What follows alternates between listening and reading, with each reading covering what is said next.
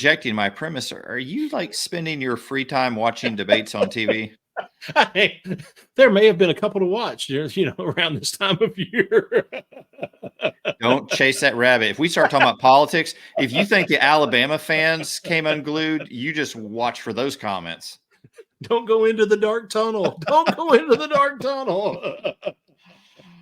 It's time for the Brew and Shavers Sports Podcast.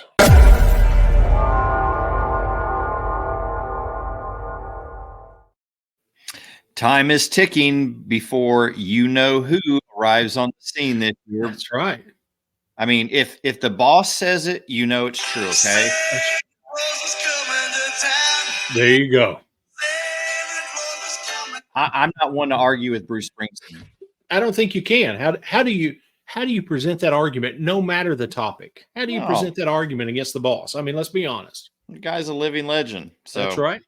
So mark your calendars, finish your Christmas shopping because there are bowl games coming up and there's a stretch where you're not going to have time to go shopping because there's going to be so much football to watch. That's a great point. We want to jump right into the latest news and notes in football and around the sports world. Big news out of North Carolina, where Drake May, a stellar quarterback, is I think he's a redshirt sophomore, is foregoing the remaining years of his eligibility to enter the NFL draft. Darren, you like this decision or not?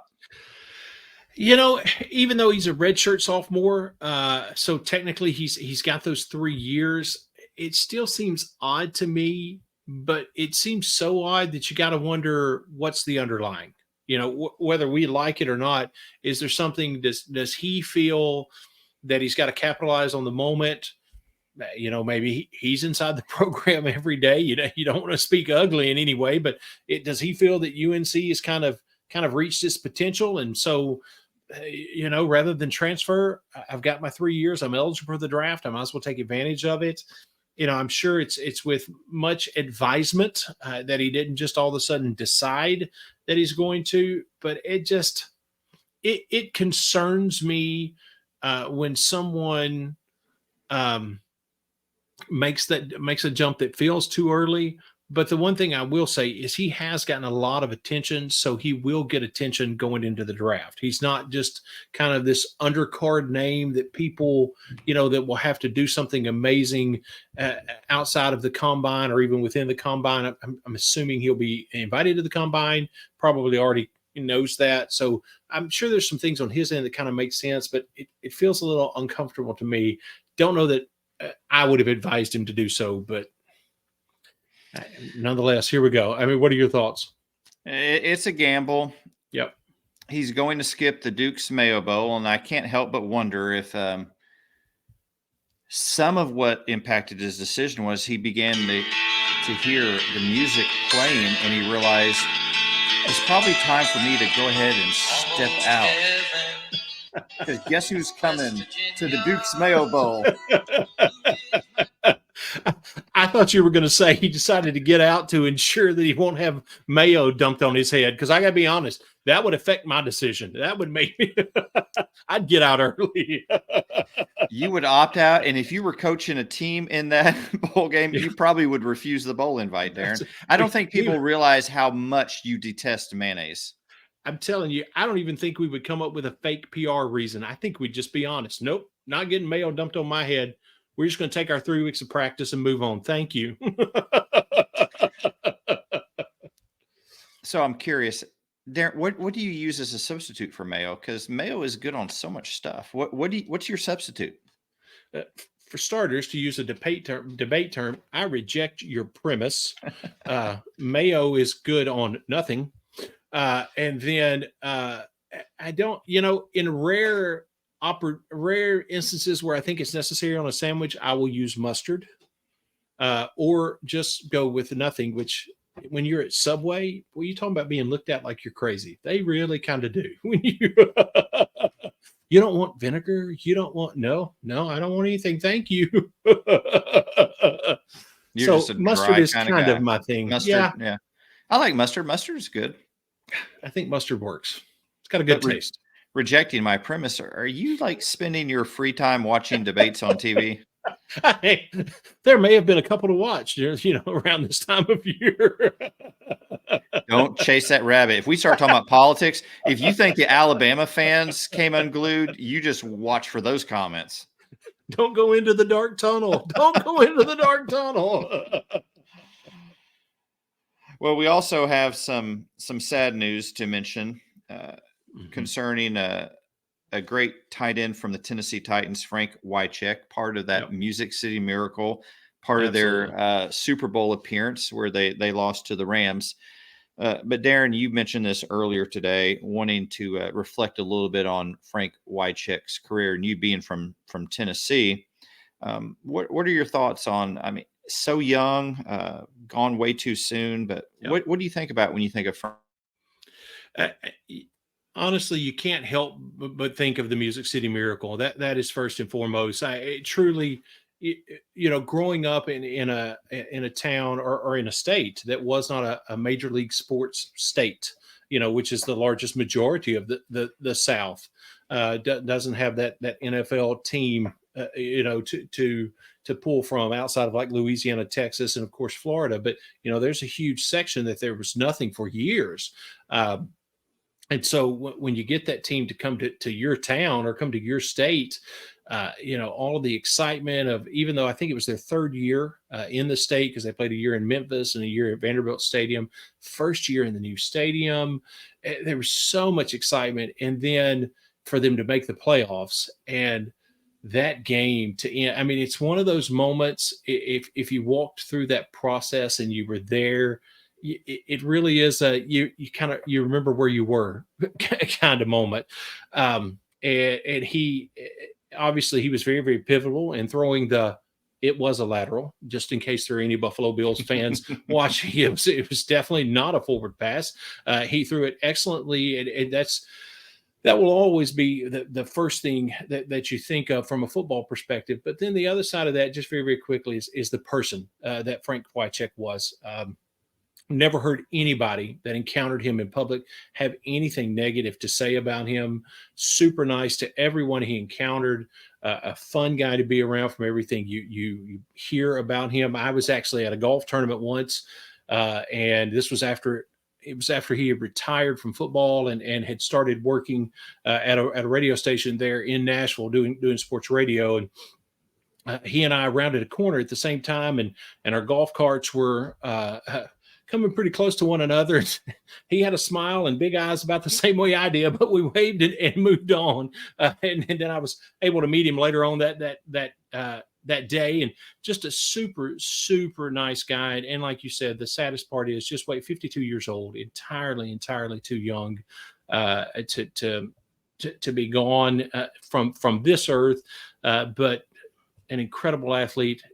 And from everything you hear, a great person. So a sad day, but awesome also to be able to talk about it and have those memories of the things that he brought to this earth while he was on it. Yeah, that's one of the things that brings comfort and peace, especially when you can talk about someone who lived an exemplary life. Absolutely. So I appreciate you sharing those thoughts, Darren, and our thoughts and prayers are with Frank Wycheck's family during this time. Absolutely. Let's move over to college basketball. We haven't talked a lot about college basketball because football's dominated the conversation, but the basketball season is underway. And here are the latest rankings, and we're just including SEC teams. For the top 25 in men's basketball, we're throwing in, of course, Oklahoma and Texas because they're basically almost in the SEC, and we're going to count them because, frankly, if we don't, there's not much to talk about in basketball. That's a great point. Oklahoma coming at number 11. Big win against Arkansas. I was very impressed by that win. Tennessee coming in at number 12. Kentucky coming in at number 14. Underperforming by Kentucky standards, and Texas at number 19. Over on the women's side of things, South Carolina is maintaining a grip on that number 1 spot. Texas, number 5, and then LSU at number 7. So those are the SEC teams that are currently ranked as of December 11th, the latest AP rankings. Now, there's some bigger news that came out this past week, and I don't know about you, Darren, but I watched the Heisman Trophy presentation ceremony on Saturday night, and I wondered, how much longer can they drag this out? I kept expecting them to have somebody walk us through each one of their, pee-wee football fields, and like over there in that corner, that's where and over there in that, because man, it was quite the process. You remember the good old days where it was about a half hour and they were in what was it, the downtown touchdown club or the downtown football club or whatever it was. And they called the name and everybody applauded. I kind of miss those days. I don't know about you, but I know it's how TV functions. I'm yeah. curious about the ratings and if they can track, but knowing what I know now, if next year if I watch it, I'm just going to tune in at what did it start at 7:00. I'm going to tune in at 7:55. That's exactly right. Because I watched it with a group of people, and we were all kind of looking at each other, thinking, "We're watching the clock. When are they going to announce the winner? When are they going to announce the winner?" Yep. And they basically took up the whole hour before they announced the winner. So. Yeah, with so much, it was interesting. I will say that, but if we're just going to be blunt, not necessary. A lot of that could have been condensed. You could have interviewed the families, interviewed the coach, given the award, and moved on. There was a lot. It was too much. I think, not to speak for you, but I think that's what we're both saying. It was just a bit. It all could have been done in a half hour. Our original point. Agree completely. Yeah. Speaking of the Heisman, the winner is Jaden Daniels, quarterback from LSU. So congratulations to Jaden Daniels. Well deserved. The haters are going to hate, but you look at Jaden Daniels compared to past Heisman winners: first in yards per game, first in passer rating, first in total QBR, first in yards per attempt, first in rushing yards per carry, tied for first in interceptions thrown. Incredible season, incredible run for Jaden Daniels. Only the second African-American to win as a quarterback. Andre Ware being the first one. So historical on a number of different levels. Mm-hmm. He won, I think there are 6 voting regions. Jaden Daniels won 4 of those. He lost the far west, which is no surprise because they were rallying around their guy, Michael Penix. Right. A little surprising he lost by 1 vote in the Midwest. I'm really curious. I wish we could get the list of how people voted. And then 122 voters left Jaden Daniels completely off their ballot. I'm not sure what they were watching this year. Yeah, and Disco, I can't remember honestly if it was this past year or 2 years ago. We had a conversation about some of the issues with Heisman voting and the fact that you have, Heisman, being a Heisman voter is a for life thing. It's never taken away from you. Once you're invited to be a Heisman voter, you're a Heisman voter. And there are people that turn in ballots every year that don't even cover college football anymore. And so you have to wonder how much that factors in, because I would assume that number of people that vote on the Heisman that don't cover college football anymore is 122, because that's the only way you could not have him on your ballot. I mean, even if you thought Michael Penix Jr. was the number one, or Bo Nix was the number one, or Marvin Harrison Jr., whatever, to completely leave him off, obviously you weren't watching football. I mean, that to me, that's the only explanation. And I would say the same about the other guys that were up there. The ballots that they weren't on.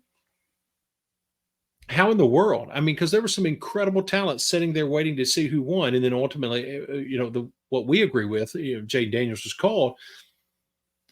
But how can he not be on a ballot? I mean, it makes no sense. And you're right. If I'm not mistaken, there were people that left Michael Penix off their ballot, Bo Nix off their ballot. Yep. I really have a struggle with Marvin Harrison Jr. being on that short list, but that's for another discussion. It raises a question, Darren. If people aren't watching football, it's not a matter of who do you like or what region are you trying to support. It's about doing your duty, your responsibility. Right. If you have a vote, you watch the football games. You even if you weren't going to vote for Jaden Daniels, leaving him entirely off your ballot or leaving Penix or Bo Nix off your ballot is just I almost borrowed that word from The Princess Bride. Inconceivable. It's just Well, like I said, we've talked about this before. There needs to be some serious constriction of that list anyway. It was such the way that the parameters with which Heisman voters are selected is still dependent upon that regional. Well, you got to have somebody from the West Coast because that's who's going to see Oregon play. And you got to have somebody from the East Coast because that's who's going to see, Penn State play or whatever. And that just doesn't exist anymore. You can watch anybody play anytime, anywhere. So there needs to be some constriction and some kind of annual qualifiers that you have to fill out that says, this is what I do. This, obviously, if you're a former Heisman winner, okay, regardless of any opinions about what you do and don't watch, you want it, you get to vote, get it. Outside of that, if you're a media voter, you should have to fill out something every single year that says, this is where I am, and this is what I'm doing, and this is how it relates to college football. And if you don't meet those criteria, we appreciate the years that you voted, but we're going to find someone to replace you. Thank you very much. I don't understand why that's as complicated as they make it.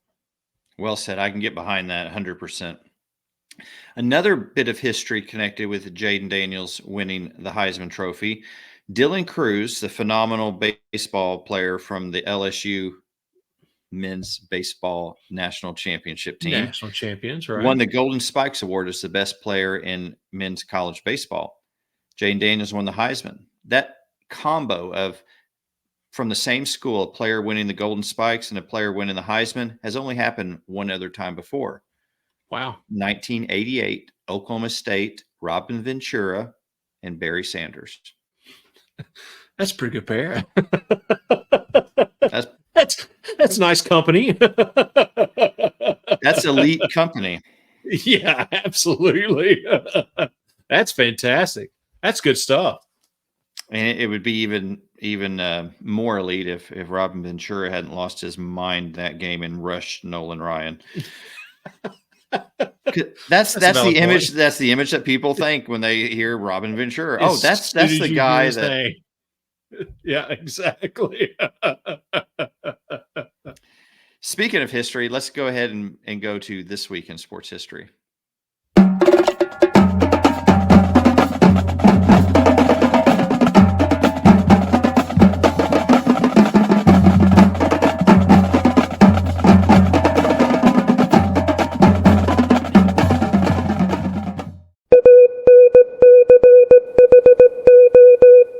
London, 1901. The first ping pong championship takes place at the London Royal Aquarium. Over 200 players entered the tournament that took place over 3 days. Major Ritchie, a successful tennis player, was the organizer of the event. Many wondered why such attention was being given to an infant sport that was most likely a passing fad. Vivian Eames was crowned the ladies' champion, winning the best 2 out of 3. The men's championship was an exceptionally long best 2 out of 3 championship featuring a rally that consisted of 162 shots between the 2 contestants. Ultimately, R.D. Ayling and his unique long-handle vellum racket would prevail in claiming the championship. Each winner won a challenge cup, a medal, and 4 additional prizes. R.D. Ayling would go on to win the All-England Championship later the same year. Oh, thank you.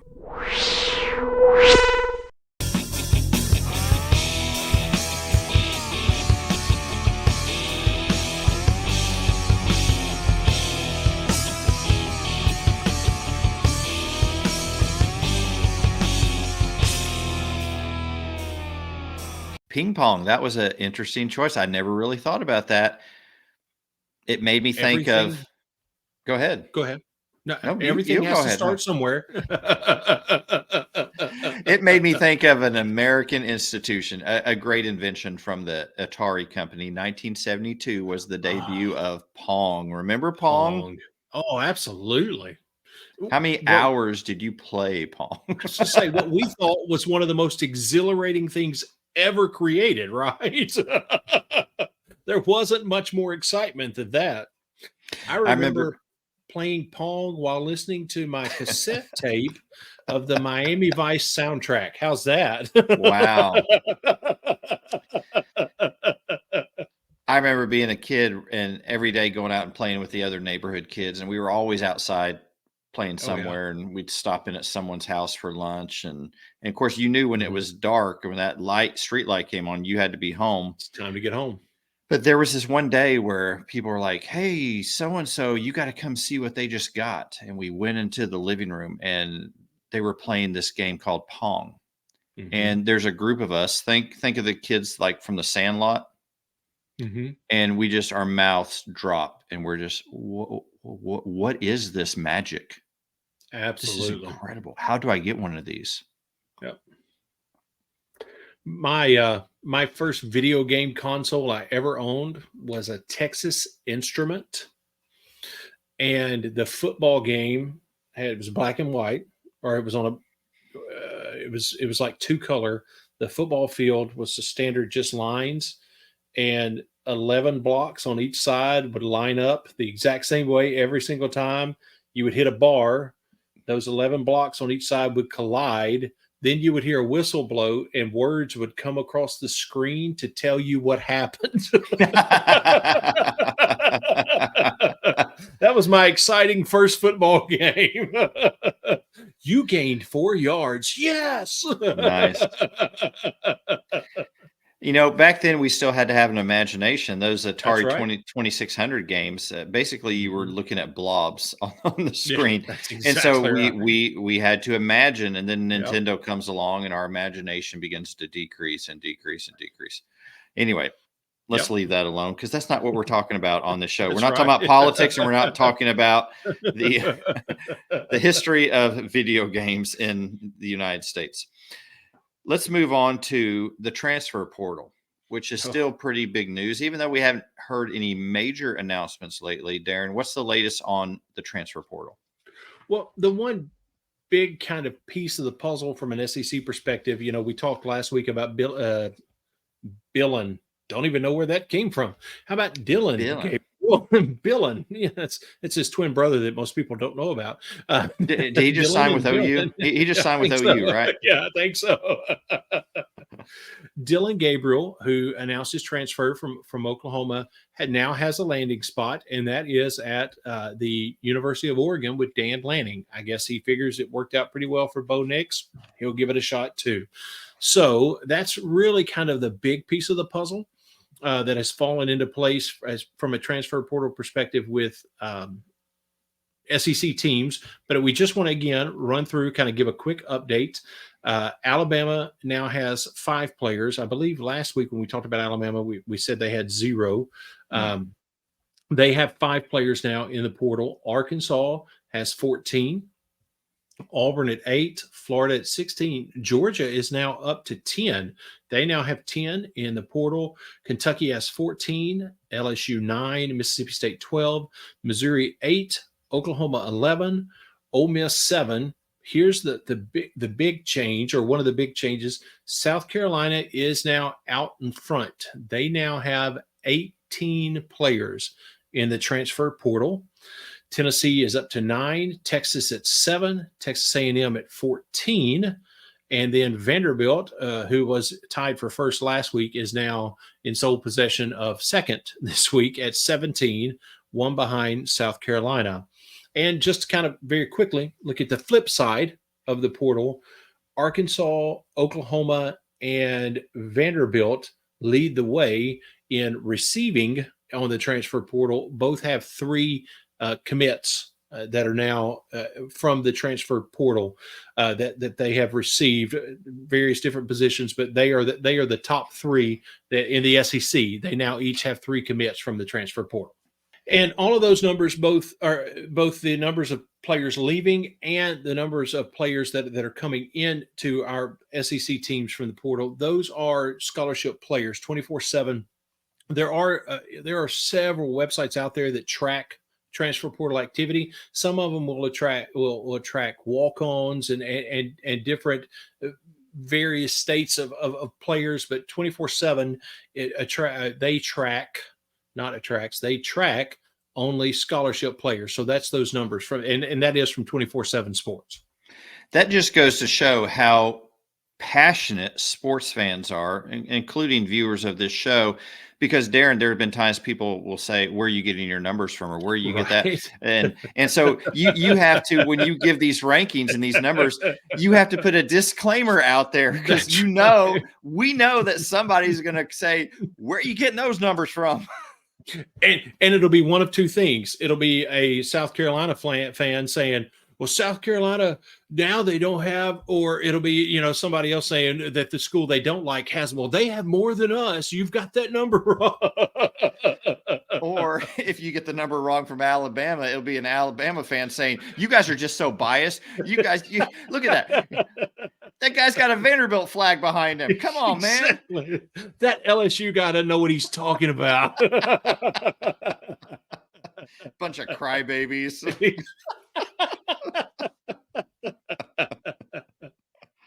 See, I think we heard that. I think we've heard that before. But anyway, that's Yeah, I just got to embrace it. Hey, you know what? They're listening and they're talking. Even if we're crybabies, they're engaging in conversation with the two of us crybabies, and we love it, right? Hey, you take the passion out of the game. Absolutely. What do you have? And I appreciate fans from different teams being completely dedicated and so passionate about their team. That's one thing we liked about Doug the Buckeye. Neither one of us like Ohio State, right? And we listen to him talk about Ohio State, and sometimes we have to roll our eyes, but he's passionate about his team. That's right. Good for him. As misplaced as that passion may be. Oh, wait, no, never mind. He's not even here to defend himself this week. I won't say that. You better be careful. You might start taking more swipes at Vanderbilt. He'll come in throwing around math lessons and right hooks. Was it Peter Tosh who said those who live in glass houses shouldn't throw stones? Exactly. Did you just call me a derogatory name under your breath just now? I don't think so.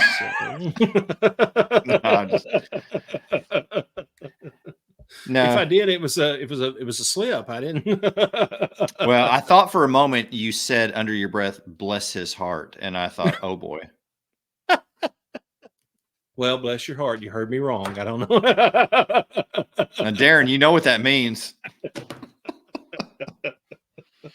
All right, let's talk about the coaching carousel, because obviously we've exhausted the topic of the transfer portal.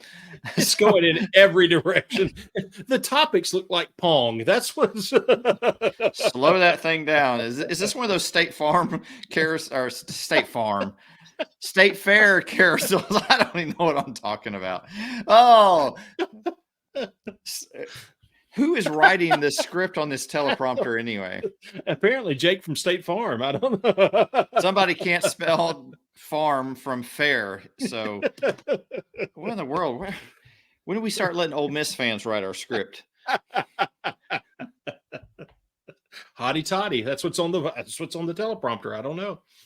Hey, Hotty toddy has gotten many people through a long, cold winter. That's exactly right. My cough is now better.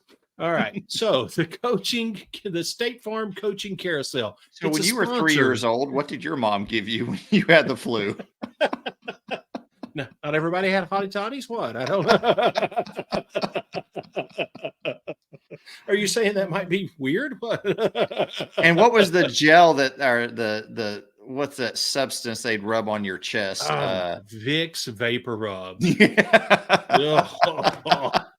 The worst stuff. I may almost rather eat mayo than have that rubbed on me. That was the worst stuff in the world.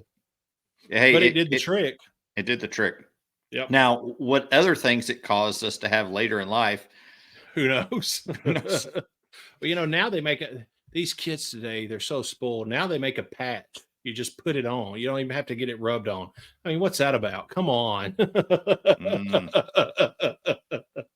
All right, what's going on with the coaching carousel? So the State Farm Vicks Vapor Rub Coaching Carousel, that's our sponsors for this.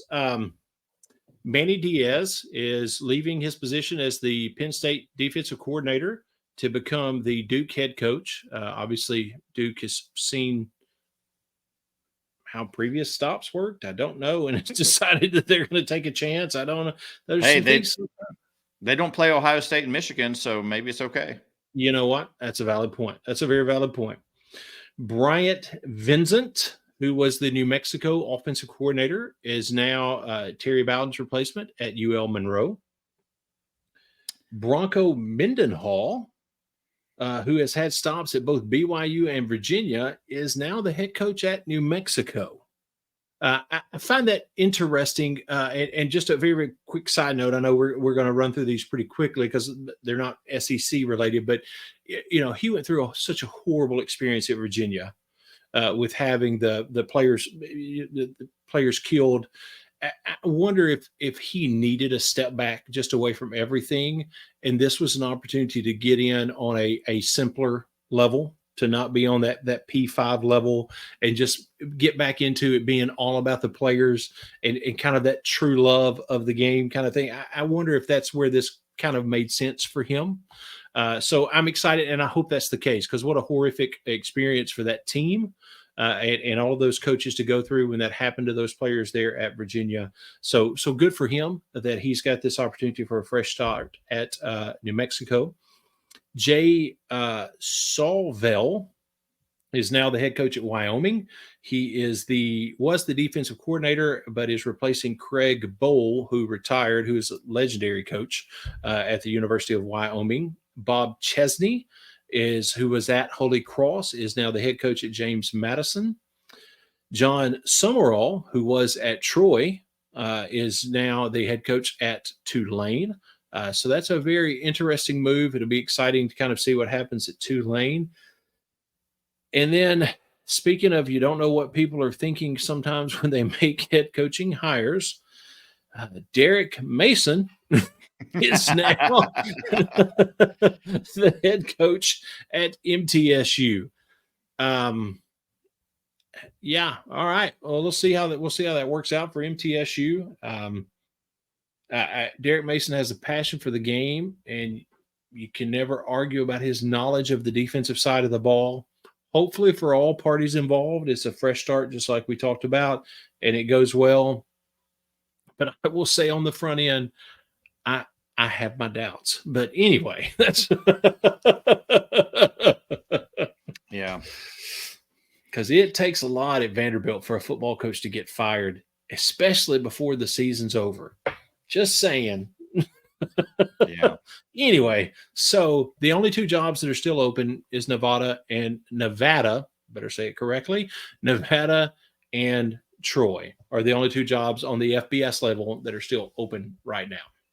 Are we hearing anything about possible candidates for those jobs? There is so much, the Troy job just opened because John Summerall was pulled to Tulane, and there's so much else going on. It just isn't getting any buzz.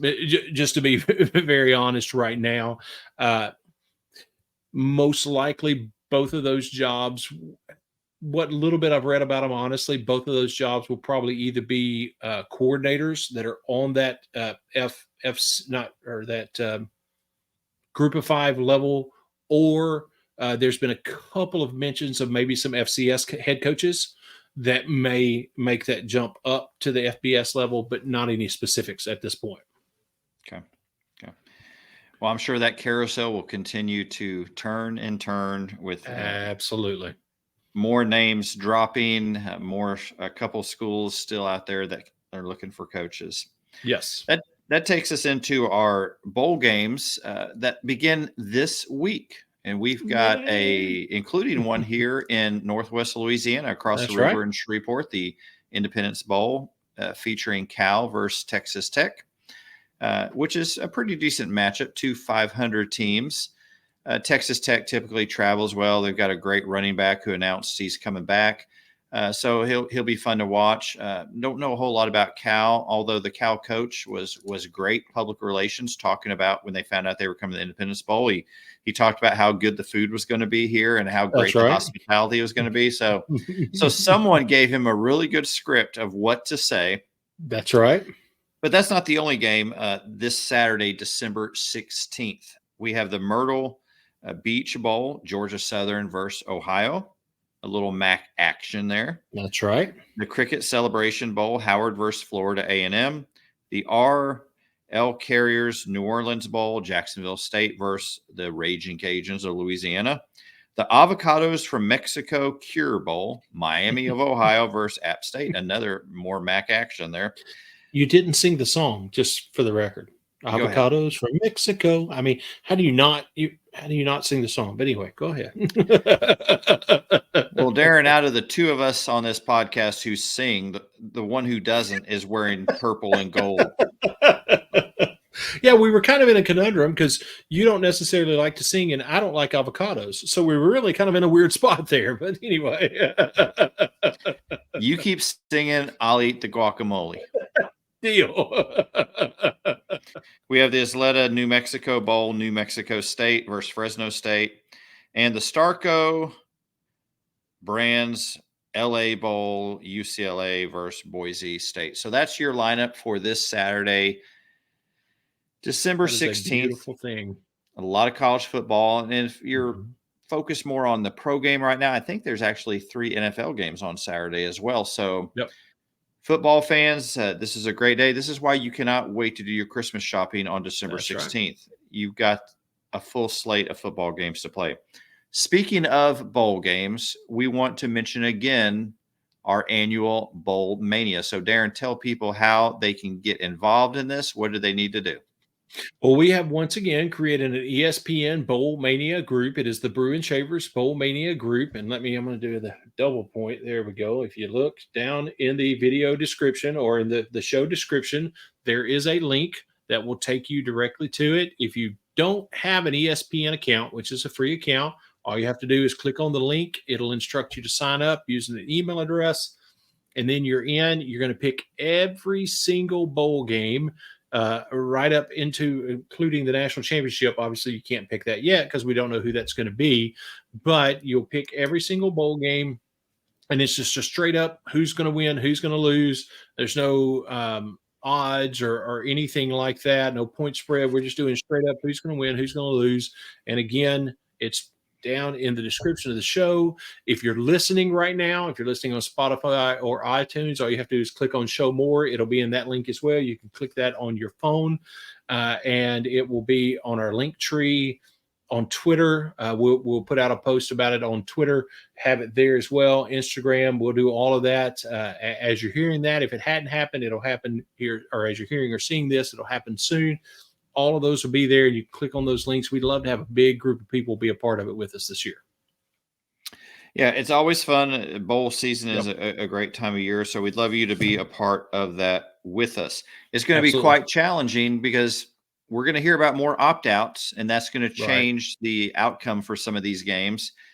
So keep up to date on that. We will give you the opt-outs as soon as we hear them on each episode. Now, from here on out, since we are getting into a very busy time of the year, we have Christmas and we have New Year's, our schedule is going to change a little bit. We're only going to do one show per week for the remainder of the month of December.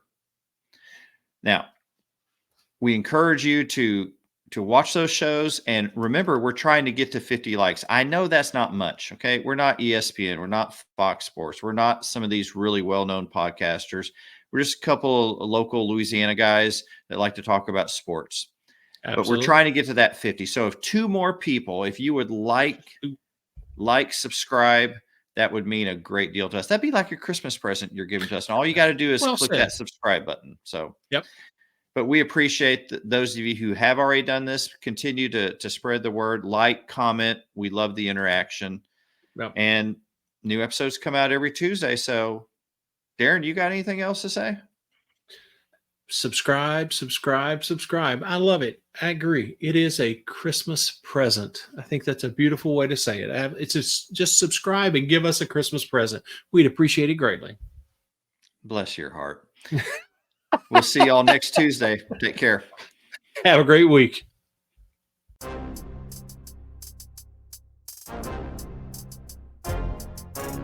Thank you for making the Brew and Shaver Sports Podcast your go-to sports show. Be sure to subscribe, rate, and review our show if you haven't already. Your feedback is important. Let us know what you think about this week's show. Send an email to brewandshavers@gmail.com or text to our text line 318-390-3599. We look forward to hearing from you. Thank you again for listening to the Brew and Shaver Sports Podcast. See you next week.